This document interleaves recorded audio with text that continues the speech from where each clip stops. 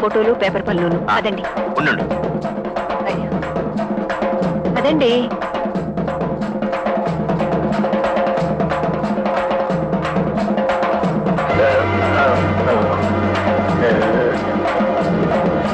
ఏమండి అక్కడ చూడండి.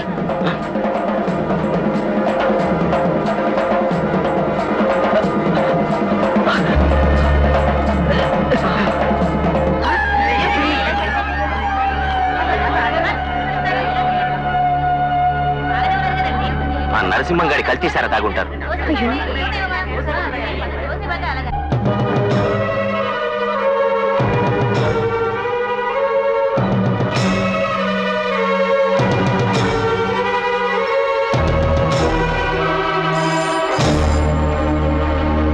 హలో సార్, ప్రొహిబిషన్ మంత్రి గారి దగ్గర నుంచి ఫోన్. హలో, బోసును మాట్లాడుతున్నాను. ప్రొహిబిషన్ మంత్రి గారా? ఇవ్వండి. నమస్తే సార్. అవును అవును, మీ ప్రమేయం లేకుండా నరసింహం వ్యాపారాలు ఏవీ జరగవని దేశమంతా తెలిసిన సత్యం. అందుకే మీ పేరు పేపర్కి ఎక్కింది. అతను లిక్కర్ షాపులన్నీ మూయించి ఎంక్వైరీ జరిపించండి. ముందు అతను అరెస్ట్ చేయించండి. ఏమిటి సవరణ? నా పేపర్ మీలాంటి అవకాశవాదుల్ని సంహరించడానికే కానీ అచ్చైన వార్తల్లో సవరణ చేయడం అన్నది జన్మలో జరిగిన పని. మర్చిపోండి. మరేం మాట్లాడకండి మంత్రి గారు. మీరు ఇప్పుడు ఇలా ఫోన్ చేసి సవరణ చేయమని నన్ను జడిపించిన సమాచారం కూడా బాక్స్ కట్టి నా పేపర్లో వేయిస్తాను. చూడండి, భయానికే నేనంటే భయం. నన్ను భయపెట్టే ప్రయత్నం చేయకండి.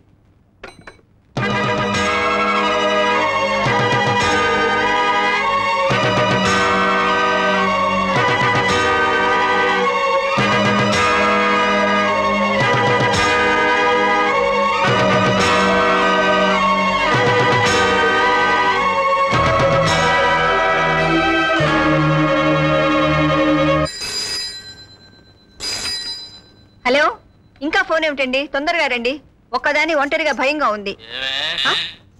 ఎవరా నువ్వు?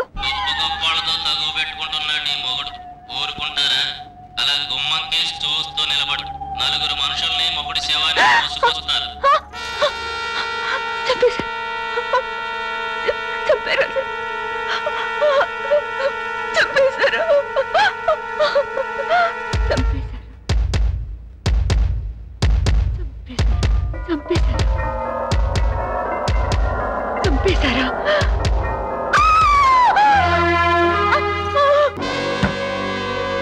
మంత్రి హరిశ్చంద్రరావు కాటికాపులలో నరసింహం నక్కబొక్కలు. మన ఇద్దరిని మీసాల బ్రాకెట్లు పెట్టి ఏకేస్తున్నాడు బాసు. లిక్కర్ షాపులు అక్కర్లేదు, ప్రాసలతో ఊచకోతగోస్తున్నాడు. కొత్త ప్రాంతీయ పార్టీ నాయకుడు బోసు. బోసు నాయకుడయ్యాడు. నేడే పౌర సన్మానం. మొయ్ నోరు మొయ్. రంగారెడ్డి సార్, ఈ రోజు పౌర సన్మానం అట బోసుకి. అవును. మన తరఫున దండ వేయాలి కదా. వేసేయి. ధృతరాష్ట్రుడి నూరుగురు కొడుకుల దుర్మార్గాలను అరికట్టేందుకు పాంచజన్యాన్ని పూరించిన జనశక్తి రథసారథి శ్రీ బోసు మన ప్రాంతీయ పార్టీని ముందుకు నడిపించి ప్రజల హక్కులను కాపాడతారని ఆశిస్తున్నాను. పెద్దవాడిగా ఆశీర్వదిస్తున్నాను. ఈ పౌర సన్మానంలో వివిధ వర్గాలకు చెందిన ప్రతినిధులు పూలమాలలు వేసి ఇప్పుడు బోసు గారిని సత్కరిస్తారు.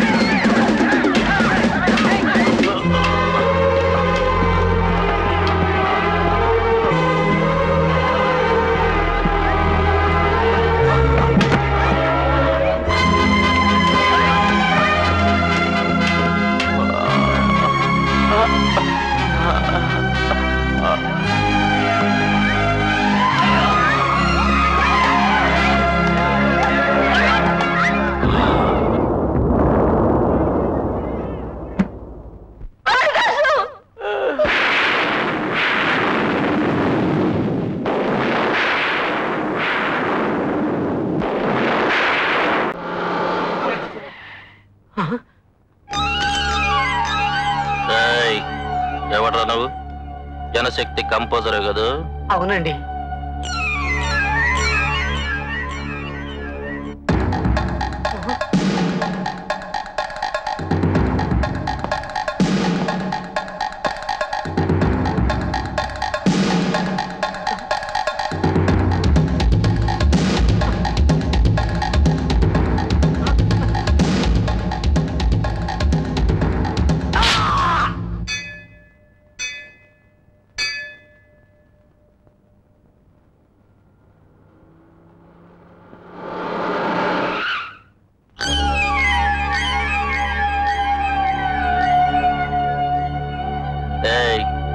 వీడు బోసుగాడి రైట్ హ్యాండ్.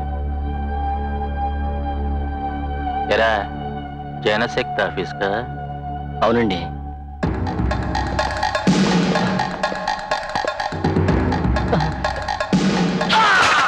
ఎరా ఎక్కడికి? జనశక్తి ఆఫీస్ కా? అవునండి. దింపమంటారా? దింపు. దింపొద్దా? అయితే ఇంటికెళ్ళిపో. ఆ ప్రెస్సులో పని చేయడానికి ఎవడెళ్ళినా అది దిగిపోద్ది.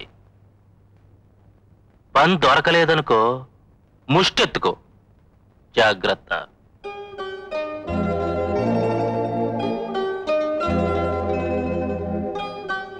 చెప్పండమ్మా. అలాగని చెప్పడం జరిగింది. అవధాని గారు రండి.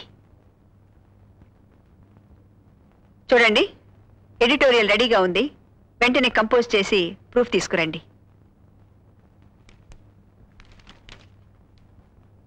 రాజీనామానా? క్షమించండి.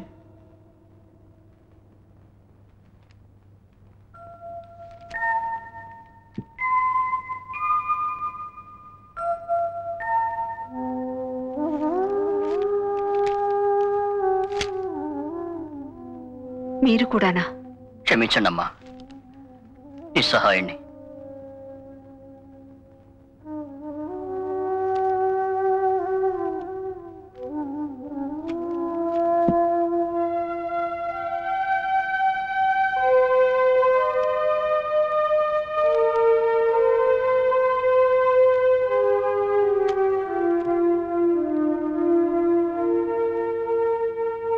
అమ్మా, వాళ్ళ గురించి తప్పుగా అనుకోకండి అమ్మా. పిల్లా పీచుగలవాళ్ళు. నరసింహం బెదిరింపులకి లొంగిపోయారు.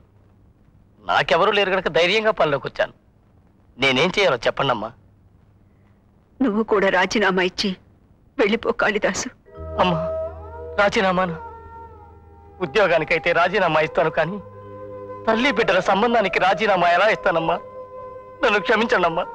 నేను ఎక్కడ పడి ఉంటాను.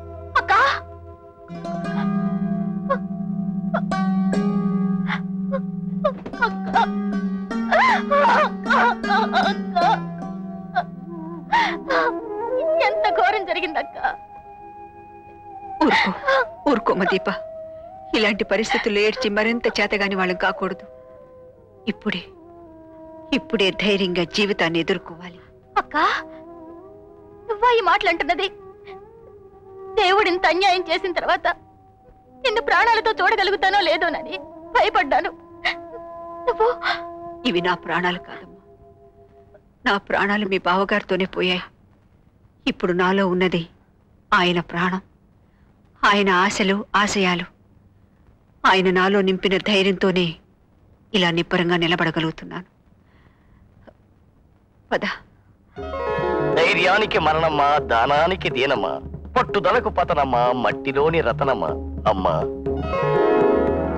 మృత్యువు అకాల మరణం పొందిన అమరవీరులకు మృత్యువు.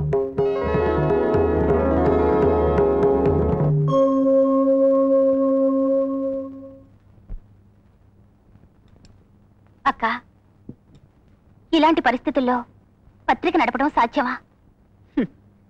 పత్రిక నడపకపోతే నేను బ్రతకటం అనవసరం దీప. మనిద్దరం ఆడవాళ్ళం, ఎలా అందరినీ ఎదిరించగలం? వద్దు, మనం ఆడవాళ్ళమన్న విషయం మర్చిపో. ఇద్దరు మనుషులం. మగవాళ్ళ ఆలనా పాలనా చూసి వాళ్ళ అవసరాలెన్నో తీర్చే మన జాతి పట్ల మనకే చిన్న చూప. తలుచుకుంటే ముల్లోకాలం తలకిందులు చేయగల తల్లుల కులం మనది. ఆపదలో ఉన్న అనేక అమాయక జీవులకు మనం ఆదర్శం కావాలి. కన్ను మూసిన మీ బావగారి 2 కళ్ళు మన ఇద్దరం కావాలి. పత్రిక నడిపి తీరాలి. పత్రిక నడపాలంటే మనంత తెగింపు, మనంత కట్టుబాటు, మనంత గుండె నిబ్బరం ఉన్న మనుషులు మనకు తోడు కావాలి. అలాంటి వాళ్ళు మనకి ఎక్కడ దొరుకుతారు? ఎక్కడ పడితే అక్కడే దొరుకుతారు. పతితులు, భ్రష్టులు, బాధా సర్పదష్టులు కోకొలలుగా దొరికే రోజులివి. రాక్షస పాలన జరుగుతున్న ఈనాడు ఆవేదనతో, అసంతృప్తితో, అణగారిన ఆవేశాలతో విలవిలలాడే యువకులు అసంఖ్యాకంగా దొరుకుతారు. అందులో ఎందరో తిరుగుబాటుదారులై జైలు కటకటాల మధ్య మగ్గిపోతున్నారు. అలాంటి వాళ్లను మనం చేరదీస్తే, అలాంటి వాళ్ళని సరైన మార్గంలో పెడితే మన పత్రిక నిర్విరామంగా సాగుతుంది. జైలు పాలై రాటు తెలిపోయిన వాళ్ళు మన మాట వింటారా?